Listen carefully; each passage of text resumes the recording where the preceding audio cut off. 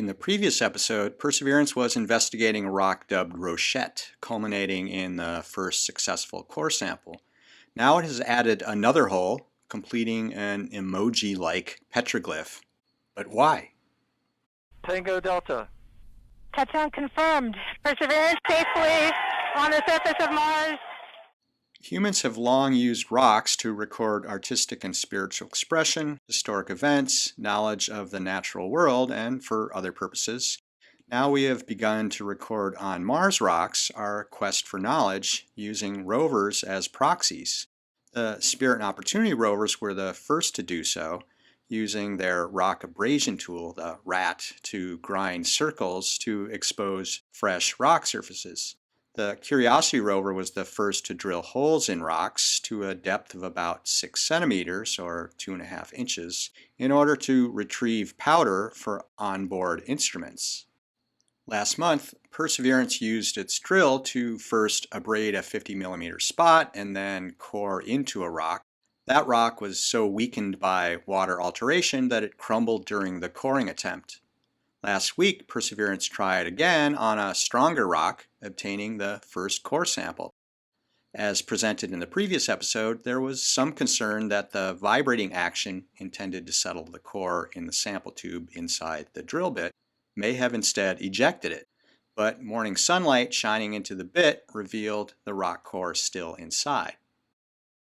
After that, the sample tube was brought inside the rover to measure the core volume and package it for storage. The Sample Handling Assembly, or SHA, is a second robotic arm that moves the sample to different stations.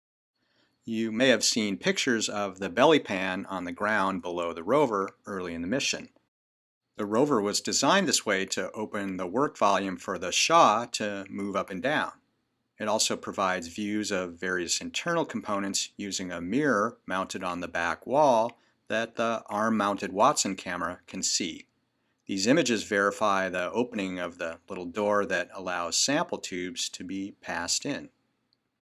Here's how that looks in the NASA animation. There's a complex sequence of steps that happens on board, including getting a look at the core after it's pressed down with the volume probe.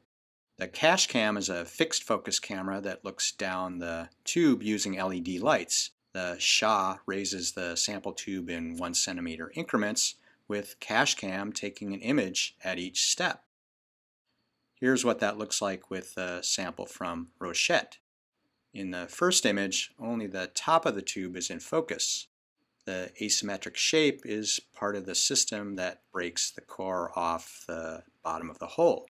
The SHA is the dark shape reaching in from the upper left, and the partial ring of mottled tan colors is the out-of-focus dirt under the rover. Here's the image sequence showing the core coming into focus, then going out of focus. The in-focus location is 4 steps down, so about 4 centimeters below the top of the tube. The core looks the same as it did right after coming out of the hole, so it was not damaged during subsequent steps. This shows that Rochette was a good choice for coring. And here's what that might look like when returned to Earth. The next steps include placing a cap known as a hermetic seal on the end of the tube, getting an image of that from cache cam, then activating the hermetic seal at the sealing station, where it is pressed into the tube using up to 20 kilonewtons, or about 5,000 pounds of force. Then it's back to cache cam to get a look. Here's the before and after views of seal activation. After all of that, the sample is finally ready to be delivered to the storage area. Okay, so why was a second core sample taken from Rochette? 2 reasons. This rock shows clear evidence for interaction with water, including sulfate salts, so it's a scientifically compelling target. Having 2 samples means that one can be stored on the rover, allowing for the possibility of delivering stored samples to a future return rocket. The other sample can be dropped off in a cache of samples for a possible future fetch rover, which would pick them up and deliver them to the return rocket. So the new face on Mars is about options.